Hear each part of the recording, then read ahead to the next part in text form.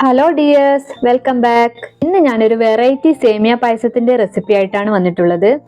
ഒരിക്കൽ ഉണ്ടാക്കി കഴിച്ചു കഴിഞ്ഞാൽ വീണ്ടും വീണ്ടും ഉണ്ടാക്കാൻ തോന്നുന്ന ഒരു അടിപൊളി സേമിയ പായസത്തിന്റെ റെസിപ്പി. നല്ല ക്രീമിയായ കാരമൽ ടോഫി സേമിയ പായസമാണ് ഞാനിവിടെ ഉണ്ടാക്കാൻ പോകുന്നത്. അപ്പോൾ വേഗം തന്നെ വീഡിയോയിലോട്ട് പോകാം. അതിനായിട്ട് അടികട്ടിയുള്ള ഒരു പാത്രം അടുപ്പിൽ വെച്ച് ചൂടാവാനായി വെക്കാം. എന്നിട്ട് അതിലേക്ക് 2 സ്പൂൺ നെയ്യ് ഒഴിച്ചു കൊടുക്കാം.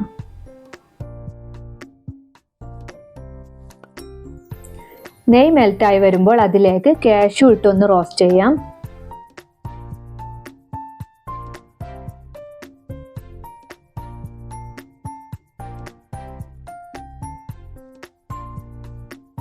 കാഷ്യൂ ഒന്ന് റോസ്റ്റായി വരുന്ന ടൈമിൽ അതിലേക്ക് ഉണക്കമുന്തിരി കൂടി ചേർത്ത് കൊടുക്കാം.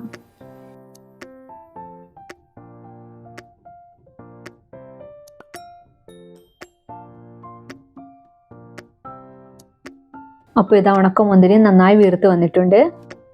ഇനി എല്ലാം കൂടി കോരി വേറൊരു പാത്രത്തിലേക്ക് മാറ്റി വെക്കാം.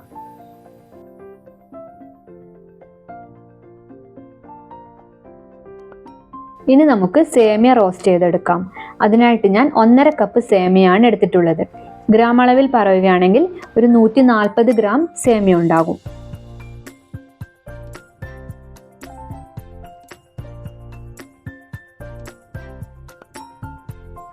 ഇനി തീ ഒരു മീഡിയം ഫ്ലെയിമിലിട്ട് സേമിയ ഗോൾഡൻ കളർ ആകുന്നത് വരെ റോസ്റ്റ് ചെയ്തെടുക്കാം. അങ്ങനെ സേമിയ എല്ലാം ഗോൾഡൻ കളറായി വന്നിട്ടുണ്ട്. ഇനി ഇത് മറ്റൊരു പാത്രത്തിലേക്ക് മാറ്റി വെക്കാം. ഇനി നമുക്ക് പഞ്ചസാര കാരമലൈസ് ചെയ്തെടുക്കാം. അതിനായിട്ട് ഞാൻ 1/2 കപ്പ് പഞ്ചസാര ഇട്ട് കൊടുക്കുന്നുണ്ട്.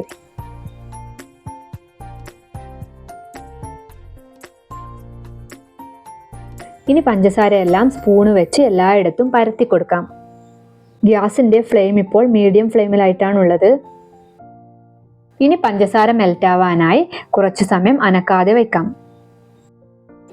പഞ്ചസാര ഇതാ ചെറുതായിട്ട് മെൽറ്റായി വരുന്നുണ്ട്. ഇനി എല്ലാം കൂടി ഒരു സ്പൂൺ വെച്ച് ഇളക്കി ഗ്യാസിന്റെ ഫ്ലെയിം ലോ ഫ്ലെയിം ആക്കി വെക്കാം.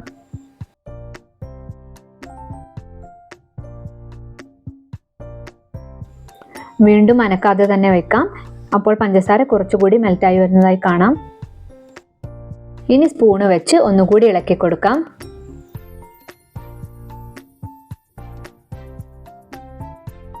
ഇതായിപ്പോൾ പഞ്ചസാര മുഴുവനായിട്ട് മെൽറ്റായിട്ട് കാരമലായിട്ട് വരുന്നതായി കാണാം. എന്നിട്ട് സ്പൂണ് വെച്ച് നന്നായി ഇളക്കി മുഴുവനും മെൽറ്റാക്കി എടുക്കാം.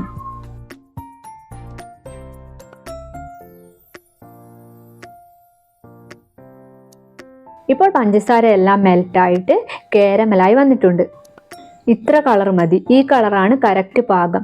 അധികം കളറായി കഴിഞ്ഞാൽ പായസത്തിന് കയ്പ്പ് രുചി ഉണ്ടാകും. ഇനി ഇതിലോട്ട് 2 ടേബിൾ സ്പൂൺ ബട്ടർ ചേർത്ത് കൊടുക്കാം. എന്നിട്ട് ബട്ടർ മെൽറ്റാക്കി എടുക്കാം.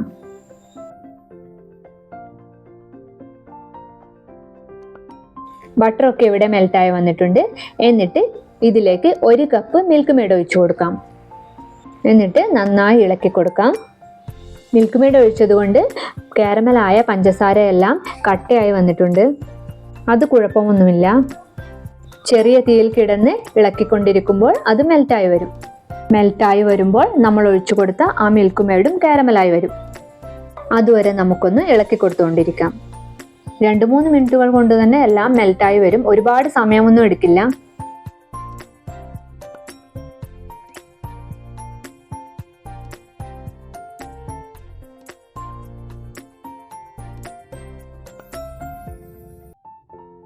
അങ്ങനെ ഇതാ എല്ലാം നന്നായി മെൽറ്റായി മിൽക്ക് മെയ്ഡ് ചെറുതായി കാരമലായി വന്നിട്ടുണ്ട്.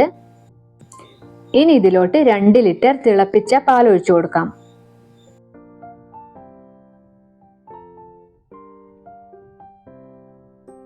കൂടാതെ 2 കപ്പ് ചൂടുള്ള വെള്ളവും കൂടി ചേർത്ത് കൊടുക്കാം.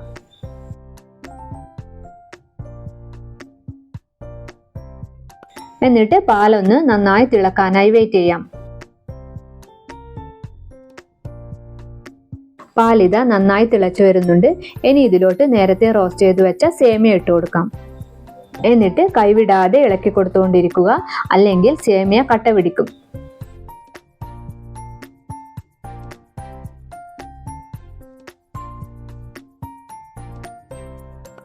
അപ്പോൾ ഇതാ എല്ലാം കൂടി നന്നായി തിളച്ച് വരുന്നുണ്ട്. ഇനി നമുക്കിത് ലോ ഫ്ലെയിമിലാക്കി അടച്ചു വെച്ച് കുക്ക് ചെയ്യാം. അടപ്പ് മുഴുവനായിട്ട് അടക്കണ്ട, ഇതുപോലെ ചെറുതായിട്ട് ഓപ്പണാക്കി വെച്ചടച്ചാൽ മതി. ഇടയ്ക്ക് അടപ്പൊന്ന് തുറന്നു നോക്കി നന്നായി ഇളക്കി കൊടുക്കണം. പായസത്തിൽ പാടയാവാതെ പ്രത്യേകം ശ്രദ്ധിക്കണം.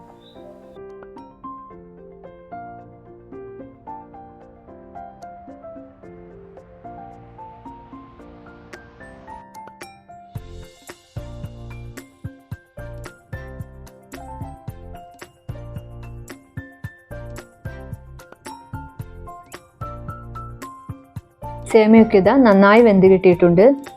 ഇനി പായസം ഹൈ ഫ്ലെയിമിലിട്ട് നന്നായി ഒന്ന് തിളപ്പിച്ചെടുക്കാം. സേമിയൊക്കെ നന്നായി വെന്തത് കൊണ്ട് പായസമൊക്കെ നല്ല കുറുകി ക്രീമി ആയി വന്നിട്ടുണ്ട്. ഇനി നമുക്കിതിലോട്ട് 4 ടേബിൾ സ്പൂൺ പഞ്ചസാര കൂടി ചേർത്ത് കൊടുക്കാം. ഈ മധുരം പാകത്തിനുള്ള മധുരമാണ്. നല്ല മധുരം വേണ്ടവർക്ക് കുറച്ചുകൂടി പഞ്ചസാര ചേർത്ത് കൊടുക്കാം.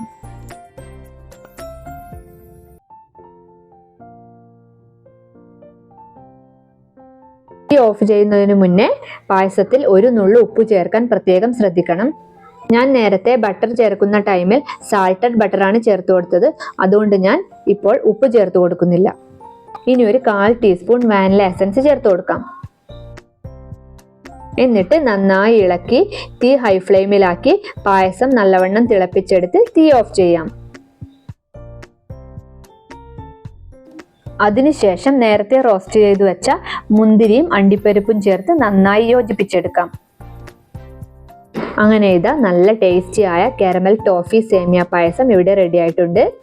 എല്ലാവരും ട്രൈ ചെയ്ത് നോക്കുമെന്ന് വിചാരിക്കുന്നു. മിൽക്ക്മേഡൊക്കെ കാരമലൈസ് ചെയ്ത് ഉണ്ടാക്കിയ പായസമായതിനാൽ സാധാരണ സേമിയ പായസത്തിൽ നിന്നും ഒരു വേറിട്ട ടേസ്റ്റ് ആയിരിക്കും ഈ സേമിയ പായസത്തിന്.